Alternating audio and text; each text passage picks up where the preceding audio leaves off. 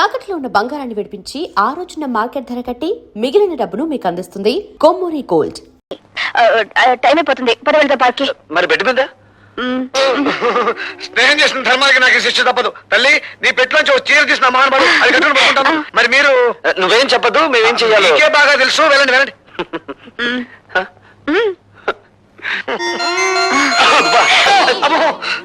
ఏమైంది? ఇంకా ఏమైందని అడుగుతున్నావా? మొహం చూడు, మిమ్మల్ని ఇద్దరిని జాయింట్ గా మటర్ చేయాలి. అబ్బో అక్కడ మీరు పార్కులా ముద్దుల మీద ముద్దులు పెట్టుకున్నా. ఇక్కడ నాకు ఇంజక్షన్ల మీద ఇంజక్షన్లు పొడి చేస్తారు. తాతకి అదే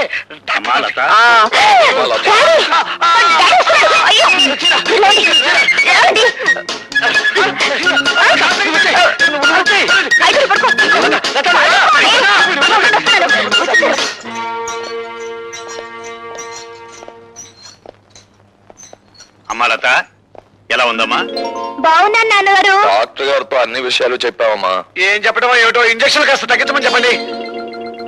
గొంతేమిటి అలా మరి?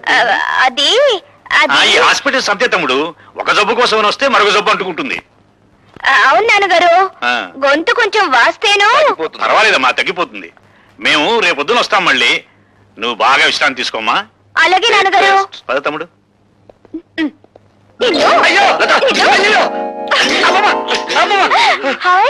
Apples, grapes. పళ్ళు మీకును ఇంజక్షన్ లాక? నువ్వే తిను, మిమ్మల్ని అలా పిలుస్తా. వద్దులే, పడవ సాధిపడితే మళ్ళీ పడుస్తారు. నేను తట్టుకోలేను. ఆ పొట్లో వినియోగ పొడిపించుకుని వస్తాను. చేరిపవే, లేకపోతే నీ అందరిని చూసి ఎవరిని కనుగొడతారు. ఇవివ్వు. నీ చీర వద్దు, నీ పొట్లు.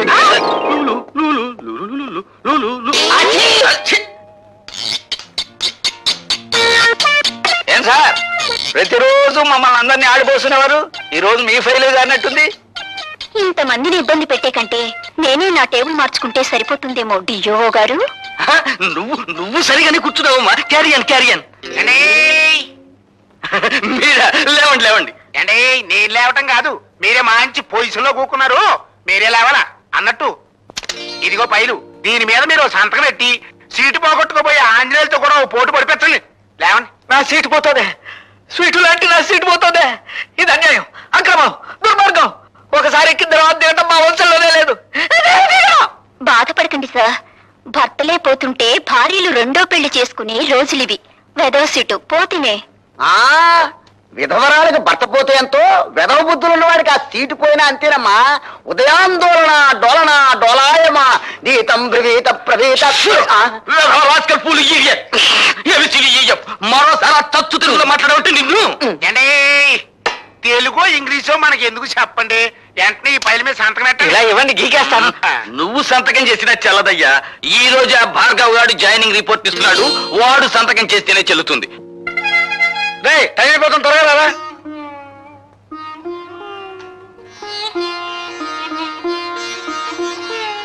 భార్గవ, ఉద్యోగానికి వెళ్లే ముందు మీ నాన్నగారికి ఒక్కసారి నమస్కారం చేయరా. భార్గవ, శుభమాని ఉద్యోగానికి వెళ్లే మొదటి రోజు ఈ అమ్మ కోసం మీ నాన్నగారికి ఒక్కసారి నమస్కారం చేయలేవా?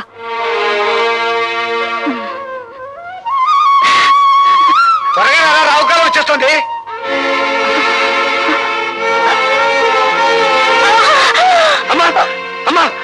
అమ్మా ఏమైందిరా? ఏమైందో తెలీదురా. అమ్మా కంగారు పడు, ముందు హాస్పిటల్ తీసుకెళ్దాం.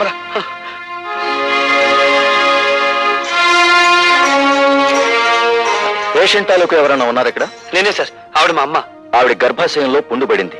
దాన్ని వెంటనే ఆపరేషన్ చేసి తీసేయకపోతే క్యాన్సర్ గా మారే ప్రమాదం ఉంది. అయితే వెంటనే ఆపరేషన్ చేయండి డాక్టర్. వెల్, ఆపరేషన్ చేయాలంటే 5,000 ఖర్చు అవుతుంది. వెంటనే 3,000 కట్టాలి. డాక్టర్, గంటలో ప్రపంచం యొక్క భౌతిక స్వరూపం ఎలా ఉంటుందో చెప్పగల మేధస్సు ఉంది మావాడికి. కానీ గంటలో అన్ని వేలు అప్పు తేగల సామర్థ్యం లేదు డాక్టర్. అయితే ఆపరేషన్ జరగదు. ఆపరేషన్ జరగకపోతే ఆవిడ సరిపోతున్నారుగా. ఆవిడ చావు బతుకులతో మాకు సంబంధం లేదు. మాకు కావాల్సింది డబ్బు. సార్, నా మేధస్సు నాకు సంపాదించి పెట్టిన గోల్డ్ మెడల్ ఇంటి దగ్గర ఉంది. దాన్ని తగినమ్మి డబ్బు తీసుకొస్తాను. మీరు ఆపరేషన్ మొదలు పెట్టండి. మీ గోల్డ్ మెడల్ ఇచ్చిన మాట నిజమే కావచ్చు, కానీ దాన్ని అమ్మి తీసుకొచ్చేస్తారన్న నమ్మకం ఏమిటి? సార్, ఇది ప్రభుత్వం నాకు పంపించిన అపాయింట్మెంట్ ఆర్డర్. ఇది లేదంటే నేను జాయినింగ్ రిపోర్ట్ ఇవ్వలేదు కదా. ఇది మీ దగ్గర పెట్టుకుని ఆపరేషన్ మొదలు పెట్టండి. సారీ, ఇది లేకపోయినా డూప్లికేట్ చూసైనా మిమ్మల్ని జాయిన్ చేసుకోవచ్చుగా. Sir, this is my B degree. పోనీ దీన్ని కుదపెట్టుకునైనా నా తల్లి ప్రాణాలు కాపాడండి ప్లీజ్. Sorry mister. సార్, విశ్వవిద్యాలయం ఇచ్చిన డిగ్రీ కంటే, విశ్వవిద్యాలయ పరిషత్ ఇచ్చిన బంగారు పథకం కంటే, ప్రభుత్వం ఇచ్చిన అపాయింట్మెంట్ ఆర్డర్ కంటే మీకు రూపాయి నోటే ముఖ్యమా సార్? మనిషి ప్రాణం కంటే జీవం లేని కాగితమే మీకు ముఖ్యమా సార్? Yes, I'm helpless. ఈ హాస్పిటల్ రాజశేఖరం గారిది. ప్రతిరోజు జమా ఖర్చు ఆయన దగ్గరికి వెళ్తుంది. ఏ మాత్రం తేడా వచ్చినా నీ BE డిగ్రీ లాగే నా MBBS డిగ్రీ కూడా వాల్యూ లేకుండా పోతుంది. తీసుకోండి సార్. మీ జీవితం ఏమైపోతుందో అని చావు బతుకులు ఉన్న రోగిని గురించి పట్టించుకోవడం లేదు మీరు. మీకు కావాల్సింది డబ్బేగా, తీసుకోండి. మొహోట పడుకు భార్గవ. ఈ డబ్బుతో మీ అమ్మగారి ప్రాణాలు కాపాడగలిగితే నాకంతకంటే కావాల్సిందే లేదు. ప్లీజ్ తీసుకోండి డాక్టర్. తీసుకోండి డాక్టర్. ఆ డబ్బు తీసుకుని వెంటనే ఆపరేషన్ చేయండి ప్లీజ్. ఓకే భార్గవ, మీ అమ్మగారి ఆపరేషన్ నేను శంకరం దగ్గరుండి జరిపిస్తావు. నువ్వు వెంటనే వెళ్ళి ఉద్యోగంలో జాయిన్ అవ్వు. అవునరా, నువ్వు ఇప్పుడు వెంటనే వెళ్ళకపోతే ఆ రాజశేఖర మనుషులు ఆ ఉద్యోగాన్ని గద్దలా తనుకుపోతారు. నువ్వు వెంటనే వెళ్ళి జాయినింగ్ రిపోర్ట్ ఇచ్చి. Sir, joining report sir. Very good. Sir, మా అమ్మ చావు బ్రతుకుల్లో హాస్పిటల్లో ఉంది. మీరు అనుమతిస్తే. అలాగా? కన్న తల్లి ఆ పరిస్థితుల్లో ఉండగా నువ్వు అసలు రాకపోతే ఏమైందయ్యా? వెళ్ళు వెళ్ళు, త్వరగా వెళ్ళు. Thank you sir.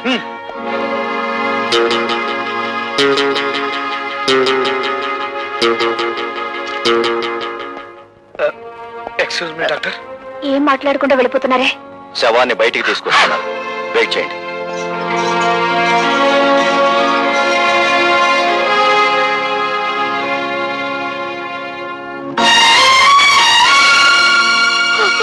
అత్తయ్య, మీ అమ్మ ప్రాణాలకి మా ప్రాణాలు అడ్డు వేస్తామని ధైర్యం చెప్పి భార్గవుని పంపించావు.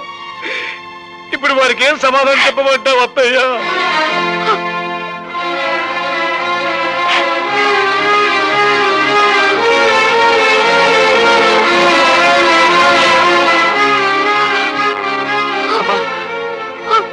అమ్మా, అమ్మా, అమ్మా.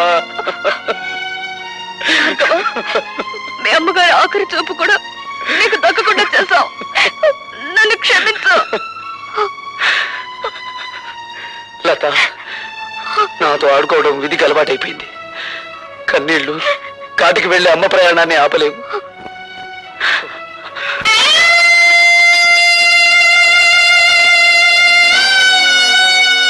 భార్గవ్,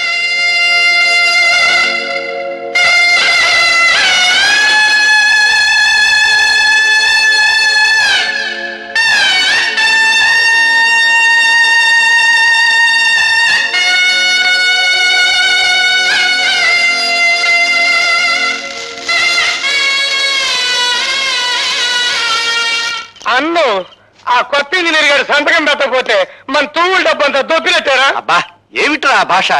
అమెరికా నుంచి వచ్చిన తర్వాత నీ భాష బొత్తిగా చెడిపోయింది. నా లాంగ్వేజ్ సరే, ఆయన మన గ్యారేజ్ లోకి తెచ్చుకునేదట అమ్ముడు పోడంటారా? వాడు అమ్ముడు పోయేవాడు కాదురా, అమ్మని పోగొట్టుకున్నవాడు. అది మన ఆసుపత్రిలో. ఆ ఆక్రోషంలో తప్పకుండా మనకి నష్టం తలపెట్టడానికే చూస్తాడు. అయితే మనం బ్యాటరీ ఈగ చేసుకునే కూకుంటామేనా? సామ దాన భేద దండోపాయాలు ఉపయోగించి వాడి చేతే మన ఫైల్ మీద సంతకం పెట్టిస్తాను. శంకర్, మా అమ్మ శవాన్ని వల్లకాటికి మోయడానికి నలుగురు కావలసిన వాళ్ళు కూడా లేని అనాథనరా నేను. నాకింత సహకరించిన నీకు. భార్గవ, యుద్ధం చేయకపోతే వాడి స్నేహితులు కాదురా, కాలాన్ని శాసించగల మేధావి నువ్వు. నువ్వు కన్నీళ్ళు పెట్టకూడదు. చీమ కుడితే అమ్మ అనే మానవ జన్మరామంది. ఆవిడ భవబంధాలు తెంచుకుని వెళ్ళిపోయినంత మాత్రాన అమ్మా అనే పదాన్ని నన్ను మర్చిపోమంటావా? భవబంధాలు ఇంకా తెగిపోలేదు భార్గవ. ఆవిడ అస్థికల్ని పవిత్ర నదీ జలాల్లో నిమజ్జనం చేయాలి. పద.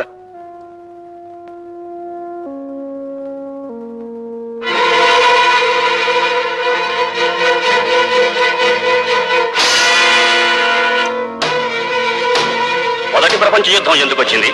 ఒక డాక్టర్ నిర్లక్ష్యం వల్ల. ఒక డాక్టర్ నిర్లక్ష్యం వల్ల.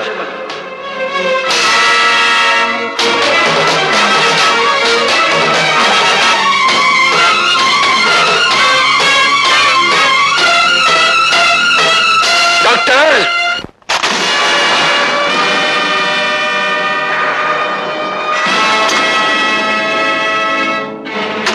డాక్టర్, ఒక రోగి ఒంట్లో జ్వరం ఎంతుందో తెలుసుకోవడానికి నీకు థర్మోమీటర్ అవసరం కలగచ్చు. ఒక పేషెంట్ ఒంట్లోని రక్తపు పోటును రీడ్ చేయడానికి నీకు బీపీ అపారటస్ అవసరం ఉండొచ్చు.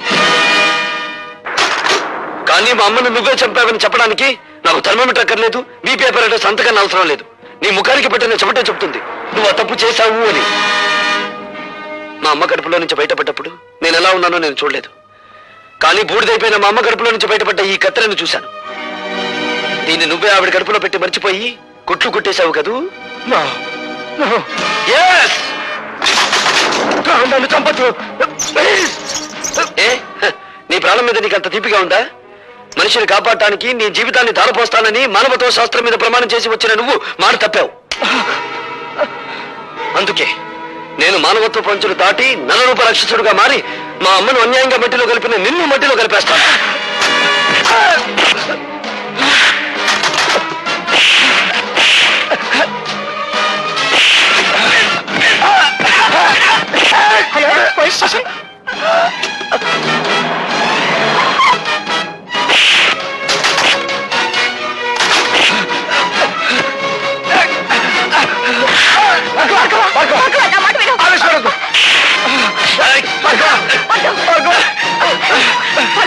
వదలండి, నన్ను ఆపకండి.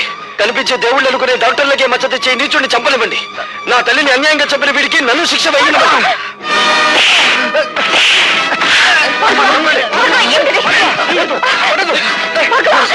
ఈ హంతకుడు నా ప్రాణాలు తీస్తున్నాడు, మీరు అరెస్ట్ చేయండి. నేను కాదు హంతకుడిని, మనుషుల ప్రాణాలు తీసి నువ్వే హంతకుడివి. 5,000 లంచం తీసుకునే కిరాయి హంతకుడివి నువ్వేరా? నువ్వే. కమాన్ కమాన్.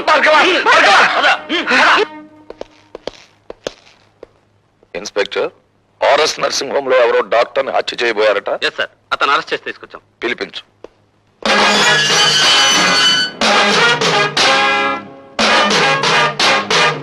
నీ పేరు? భార్గవ. మీ అన్నయ్యను కాపాడినప్పుడు చట్టానికి చుట్టాన్ని, ఇప్పుడు చట్టానికి ముద్దాయిని. అంటే నువ్వు చేసింది నేరం కాదంటావా? చీఫ్ ఇంజనీర్ గారిని చంపుతున్న మనుషుల్ని ఒకప్పుడు కొట్టాను, ఇప్పుడు తప్పు చేసిన డాక్టర్ని కొట్టాను. అది నేరమైతే ఇది నేరమే. ఆపరేషన్ జరిగిన తర్వాత పేషెంట్ ప్రాణం పోతే అది హత్య కాదు. అంటే మనుషుల్ని చంపడానికి మీరు డాక్టర్లకు ఇచ్చిన లైసెన్స్ అది? మీకు నేరస్తుల్ని కొట్టడానికి లైసెన్స్ ఉన్నట్టే వాళ్ళకి మనుషుల్ని చంపడానికి లైసెన్స్ ఉంది.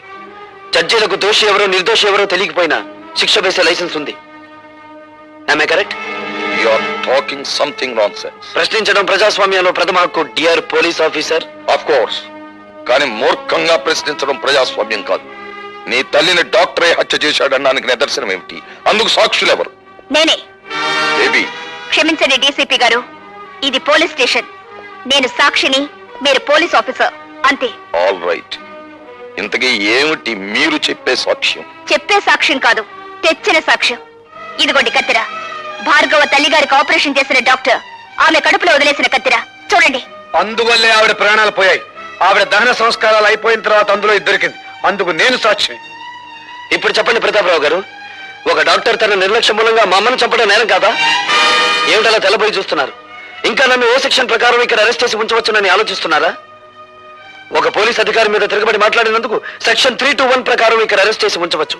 లేదు, తల్లిని చంపిన డాక్టర్ని హత్య చేయబోవడం నేరమేనని సెక్షన్ 306 ప్రకారం ఇక్కడే ఉంచవచ్చు.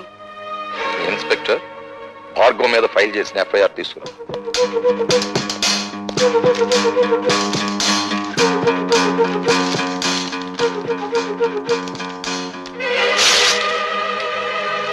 Mister Bhargava, you can go. బాబాయ్, ఇది ఇల్లు కాదు, police station. I'm sorry DCP గారు. Thank you very much. You're most welcome. ఆ కుర్రవాణ్ణి రిలీజ్ చేసి చాలా మంచి పని చేసావు తమ్ముడు. ఆ రాజశేఖర్. ఆగిపోయావేం భానుజీరావు? నమస్కారం అండి. చిచి, నీ ఇంట్లో కాఫీ తాగడం నాది బుద్ధి తప్పు.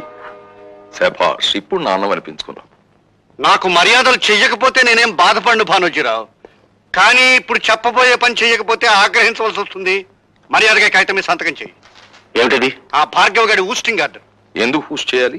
ఎందుకంటే బాధ్యత గల ప్రభుత్వోద్యోగి అయ్యుండి కూడా మా ఆసుపత్రిలో ఒక డాక్టర్ ని దారుణంగా కొట్టి మర్డర్ చేయబోయాడు కనుక. అది వాళ్ళిద్దరి మధ్య జరిగిన కొట్లాటే గాని ఘర్షణ కాదు. కొట్లాటలకు మీరు ఎప్పుడైనా రేపరేగా ఉన్నారా? షటప్. చట్టం నోరు నువ్వు మూసి మావాడి నోరు మూయాలని ఎందుకు చూస్తావు ప్రతాపరావు? ఆ భార్గవ్ గారి మీద ఏ సెక్షన్ ప్రకారం చర్య తీసుకోవాలో కావాలంటే నేను నీకు చెప్తాను. ఏదో ఒక సెక్షన్ ప్రకారం ప్రతి మనిషి మీద యాక్షన్ తీసుకుంటే ఈ దేశంలో ఉన్న చాలా మంది రాజకీయవేత్తలు అసెంబ్లీలోనూ పార్లమెంటులోనూ ఉండరు, జైళ్లలో ఉంటారు. నేను జైల్లో ఉండొచ్చిన వాళ్ళవేలే. గర్వపడిపోకండి, అక్కడికే పంపిస్తాం, మళ్ళీ తిరిగి రాకుండా. ప్రతాపరావు ప్రతాపరావుని గనుకే చెప్తున్నాను. నడి రోడ్డు మీద చిందిన ఆ ఇంజనీరు రక్తం నా కళ్ళల్లో కదలాడుతూనే ఉంది. నా కళ్ళు మిమ్మల్ని వేటాడుతూనే ఉన్నాయి. మామూలు వేట కాదు, రాజకీయ వేట. ఓకే ఓకే, నేను చూస్తాను. అనరా తమ్ముడు. అట్లాగే.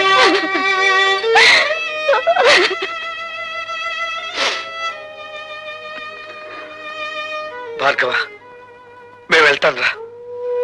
శంకర్, పసితనంలో తండ్రి మోసం చేసి వెళ్ళిపోయాడు.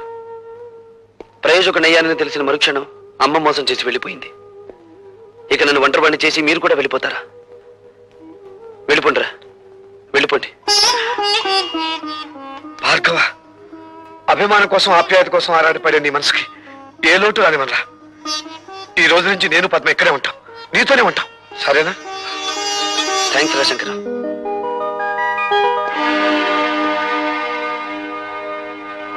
Good morning everybody. Good morning sir. ఆగండి సార్, అక్కడే ఉండండి సార్. దండ, దండ.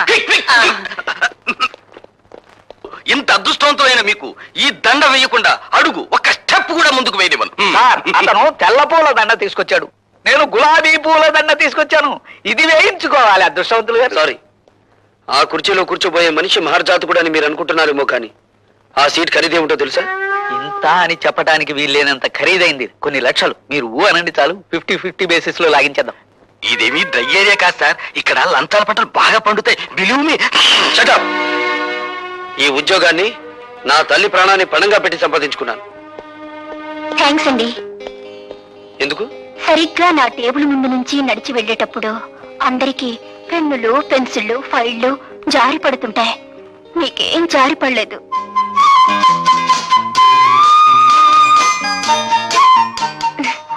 ఐసి, రేపటి నుంచి ఎవరి పెన్నులు పెన్సిళ్ళు జారి పడకుండా నీకు ఒక తారక మంత్రం చెప్తాను. అలాగే సార్.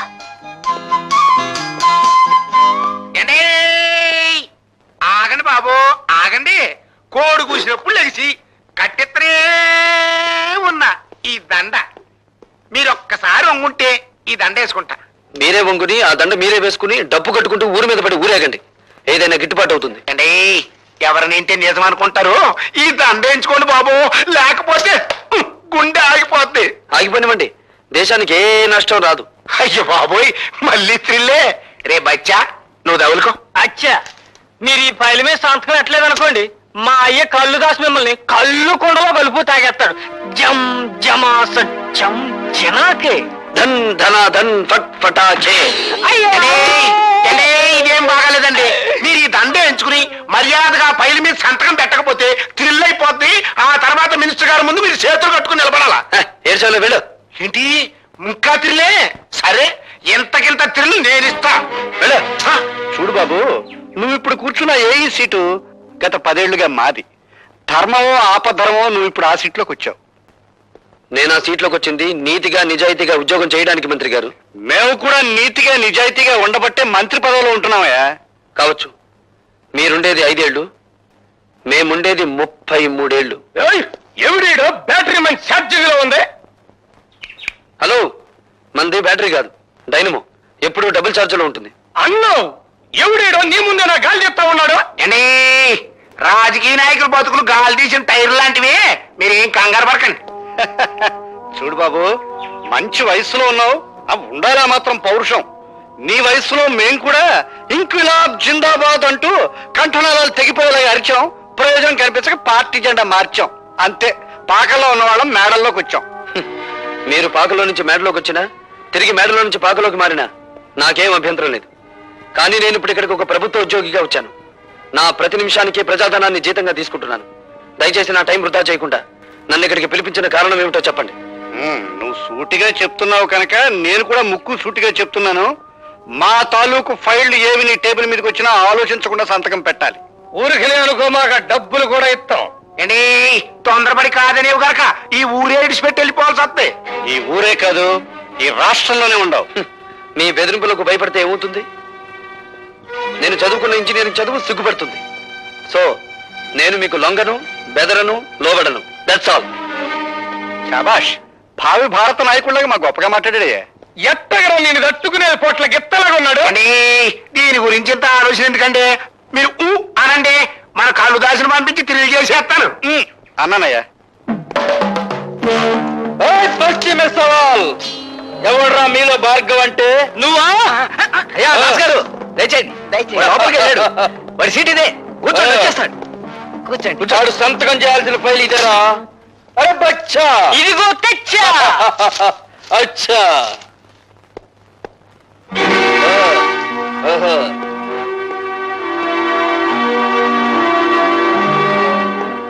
ఎవడరా నువ్వు? అరే బచ్చా. అచ్చా, నేను చెబుతానైనా. ఈయన మా నాయన, పేరు కళ్ళుదాసు. శాంతంగా ఉంటే కొండల కొండలు కళ్ళు తాగుతాడు, కోపం వస్తే పీపాలకు పీపాలు రగతం తాగుతాడు.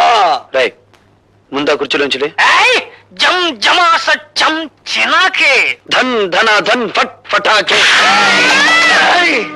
నా కొడుకునే కొడతావురా? నోరు జారితే నిన్ను కొడతాను.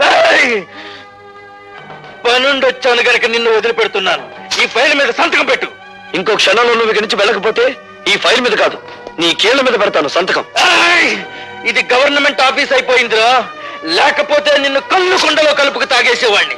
ఆఫీస్ అని వెనకాడుతున్నావా? నీ ఇష్టం, ఎక్కడికి రమ్మంటావు చెప్పు. సాయంత్రం 5 గంటలు దాటాక నీ పేటకి, నీ వీధికి, నీ ఇంటికి ఎక్కడికి రమ్మంటావు చెప్పు, అక్కడికి వచ్చి తంతాను. సాయంత్రం కొండ దగ్గరకు వచ్చి మన ఆయనతో కలవాడు, అప్పుడు చేద్దాం. ఇప్పుడు ఈ కుండ పగిలినట్టే నీ బాబు పట్టుకొని పగులుతుంది. వెళ్ళండి. హలో. హాయ్ భార్గవ. హాయ్. సాయంత్రం 5 గంటలకి మనం పార్క్ లో కలుసుకోబోతున్నాం. సారీ, ఇప్పుడే ఒక రౌడీకి అపాయింట్మెంట్ ఇచ్చాను. సాయంత్రం 5 గంటలకి ఊరి బయట కొండల మధ్య కొట్టుకుందామని. జోకా? కాదు, నిజం.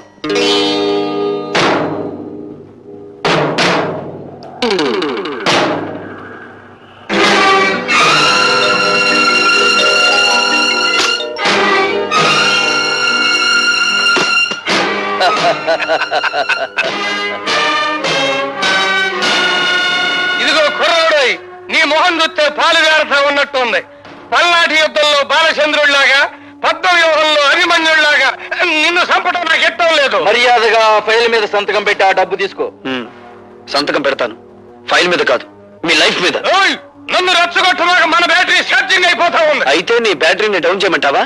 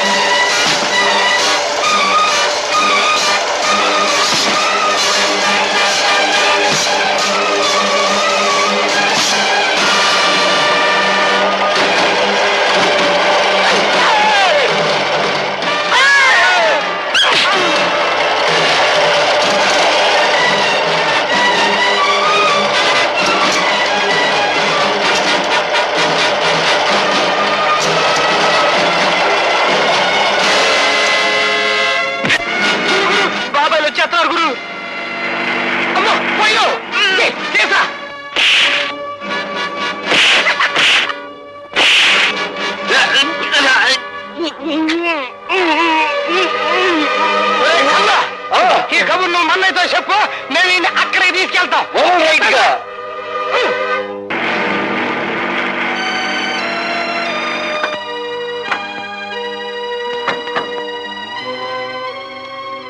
లత, భార్గవ్ ఎక్కడ కనిపించడే? ఇక్కడికే రౌడీలతో ఫైట్ చేయడానికి వచ్చాడని చెప్పావు. నిజంగా అతను చెప్పాడు బాబాయ్. ఏందే చిరునవ్వులు నవ్వుతున్నావు?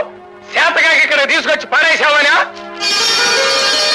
కత్తులతో పొడుస్తావు రన్నా అంటే వద్దు, రోజా దగ్గర తీసుకెళ్ళు, అది సొరకత్తులు లాంటి సూపులతో పొడుతుందని చెప్పాడు. ఇదిగా ఈయన నీ ప్రేమ మత్తులో పెట్టుకుని గమ్మత్తుగా దీని మీదంటూ చిన్న సంతకం పెట్టించుకో.